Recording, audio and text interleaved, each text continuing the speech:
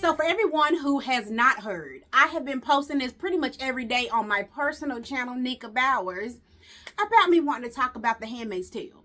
So for people who are unaware of what it is, go on over to Hulu and watch all the seasons. So they currently have 6 seasons of The Handmaid's Tale, but they were supposed to continue and they did not.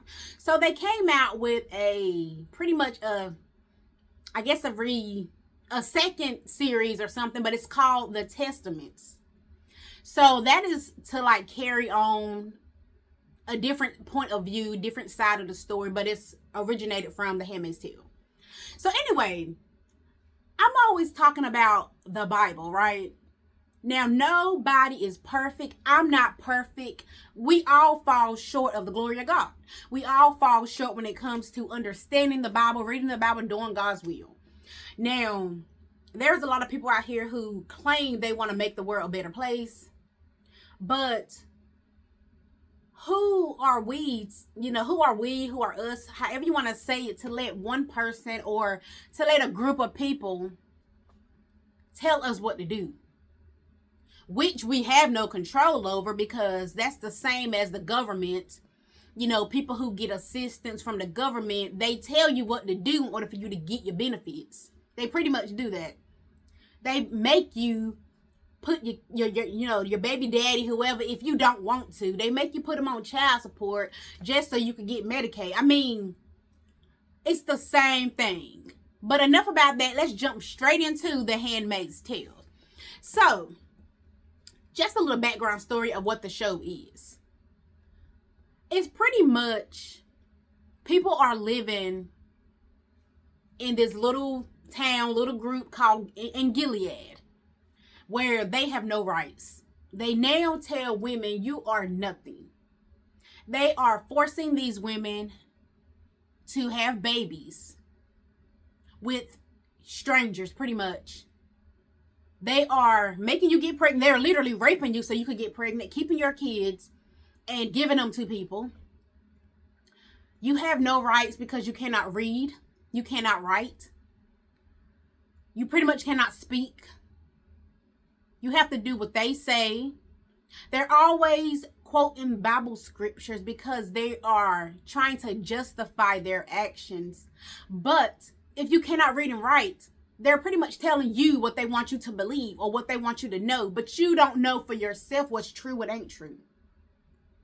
They're taking stories out of the Bible and flipping them around so that it will fit into their lifestyle. So in the Bible, it says, be fruitful and multiply.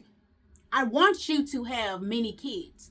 But that did not mean rape me so we can have many kids. I wasn't meant to be here for you to rape me just so I can build your land, your kingdom.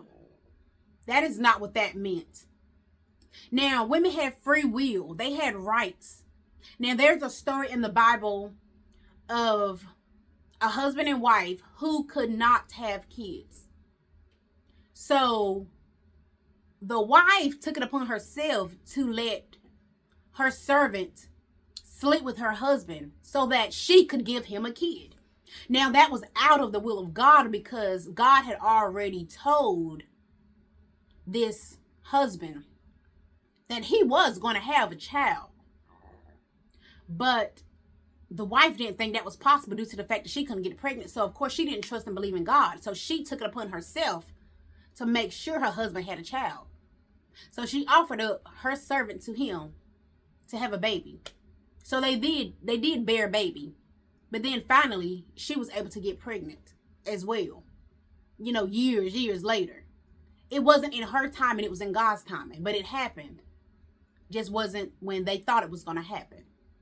So, with all that being said, they tried to use that story out of the Bible to make these people be servants.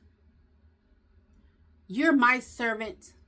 We're going to rape you. Once you get pregnant and have this baby, we're going to take this baby from you because it now belongs to us. And we're going to raise this baby in our own household as if it was ours. So now if you do anything out of the norm, they will chop off body parts. They will chop off hands, fingers, chop out your eye. They will literally kill you. They will hang you. Now, we are all human, but they will not allow you to please yourself, such as masturbate for men. If you get caught doing that, you are pretty much stoned to death. They won't even let you look at a woman. You can't talk to a woman. If you even do anything like that, you are stoned to death. Now, they are against gay people. So if they find out you are gay, you will be killed. Or they may send you to the colonies where you pretty much are going to die because the atmosphere, the environment is so toxic. They make you work all day like a slave. And you're pretty much working for nothing. You're just digging up dirt. Bags of dirt for nothing. It has no purpose, no meaning. They just want you to work until you die. They don't give you clean water. You're drinking toxic water. No medications, no real. They may give you food, but it's probably some scraps. So this is called the colonies, is where they send you for something. If you do something outrageous and you deserve to die, instead of them killing you, they want you to be tortured for the rest of your life. Now, as you can see, what do I have on? I have free will to dress the way I want, right? So they want you to dress like this, if not skankier. And they send you to Jezebel's. This is where this is considered their supposed club. But it's hidden. They are making exceptions for these commanders to do what they want. But yet again, you're trying to promote God's will. But you're out here fornicating. You're sleeping. You're drinking. You're raping. You're beating. You're doing whatever you want to do with this club. You're torturing these women to do things that they don't want to do. You're holding them captive. And through the whole show, they call everybody sluts. But yet again, you supposed to be helping me? You want me to do the will of God? But at every moment, every corner, you're calling me a slut? You're trying to justify my past life because now I'm here and now I'm a slut. They beat you because you don't want to follow their will. It's not a will. They're literally commanding you, forcing you to do what they want you to do. Praise be. May the Lord open. They say this every day under his eye. Like, where did you get this nonsense from? And then when they're getting ready to rape you, it's called ceremony nights. When they're getting ready to have this little ceremony night, they want to read a scripture from the Bible. And they pretty much have it memorized because they do it once a month. When it's my fertile time, you want to rape me around that time so that I can get impregnated with your child. And then you take my kid away from me so you can raise it as your own. And you see nothing wrong with that. Now, the main character in this, her name is, I can't even think of her name right now. But I know her daughter is Hannah. She had a daughter before all of this started. Her daughter was Hannah. She ended up being pregnant. They considered it to be the commander's child. His name was Waterford, but it wasn't his child, of course. She ended up falling in love with the guy, Nick. He was actually the driver.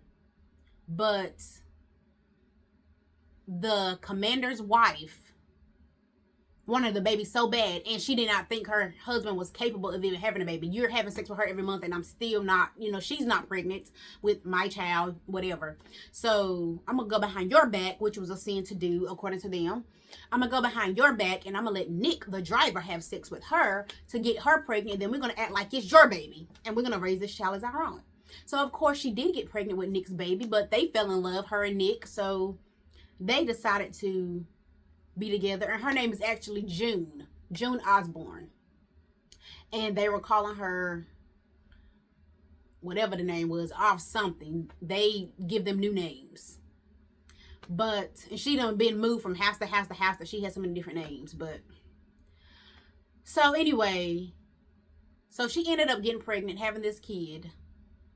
And so many people have tried to get June out. June has been fighting to get out. But yet again, she kept coming back because her daughter Hannah was there. She wanted to get her daughter Hannah out.